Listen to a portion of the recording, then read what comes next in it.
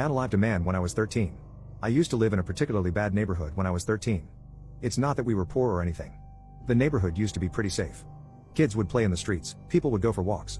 It actually used to be quite nice. That was until they opened a homeless shelter. Soon the local crackheads ran around the neighborhoods unleashing havoc. The number of assaults increased. Needles were found all over the place. Needless to say, kids didn't really play in the streets anymore. My parents worked for extended periods of time. My mother worked night shifts, and my father was stationed overseas. Sometimes I would go for days without seeing them. As a result, they would occasionally send my uncle to my house so I wouldn't get bored. He was an ex-convict. He had gone to jail for holding up a convenience store but was released after a couple of years. My parents were skeptical at first, allowing him to work his way into our lives slowly. He was a nice man. He was the cool uncle and I felt like I could talk to him about everything. We'd often play video games together for hours. While we played, we engaged in bro talk. This could be about anything from new games that were coming out, upcoming soccer games, or even the girls I wanted to approach at school. My uncle and I grew close, and he made passing time while my parents worked much easier. One day while playing video games, I told him about a friend's sleepover I'm going to. I'm really excited since my friend's house is awesome. It had a movie room, game room, basketball court and anything a bunch of 13-year-old boys could want. My uncle asked a lot of questions, seemingly intrigued by the matter. How many of you guys are going? Not thinking of it much I answered once again, talking to him as if he were just another friend. It's 7 of us, I responded.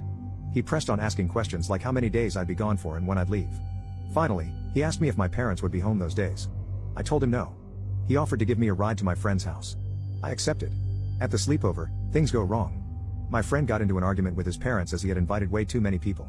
The yelling between them spiraled, and eventually we were told that the sleepover wasn't happening tonight. We collectively all try the whole puppy eye shawbag to convince them to allow us to stay. It doesn't work and they take us home. At around midnight, I heard our front door open. The creaking sound of our front door broke the silence. Since my dad was still overseas, I assumed my mom had come home early. In my head she had opened the door ever so gently to prevent me from waking up. I wanted to surprise her. I tiptoed to the staircase but came to a dead stop when I saw the silhouette of a man. He's wearing a ski mask. My adrenaline started to pump when I realized we're getting burglarized. We didn't have any weapons in the house. The one carry-on my dad owned was locked away in a safe I didn't know the password to. I really had nothing to defend myself with. I resorted to hiding in the closet of my room. Minutes felt like hours as I strained my ears, listening to the intruder. I heard someone open the door to my room and start rummaging through drawers and such. I didn't really have anything of value, and there wasn't really anything in the house other than a really old TV that weighed upwards of 150 pounds. After throwing all the contents of my drawers onto the floor, I thought he'd be done and just leave, but I was wrong.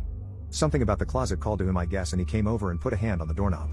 Panic flooded my veins. I couldn't really think of anything else to do, so I looked around for the most viable self-defense weapon I could find. The best I found was a clay bowl I'd made when in school a few years prior. When the door opened, I barged through it as hard as I could. Unleashed all my strength, I swung the bowl at him with all my might. The impact was enough to daze him, and shatter my shoddy bowl, but nothing else. I picked up one of the shards of the bowl and tried to use it as a sort of makeshift knife. He started backing away and tripped over something on the floor. Seizing the opportunity, I tried to jump on him and hold him down. I was a scrawny kid so it didn't really do much. He kept punching me, and in a moment of fear and adrenaline-fueled anger, I stabbed him with a shard of the bowl. I wasn't trying to kill him, but I punctured a vital artery or something. He ended up bleeding out while I was on the phone with 911. The police soon arrived. After taking me to the station they asked a few questions, then called my mom to let her know what happened. A call was made to my mother, delivering the devastating news of the night's events.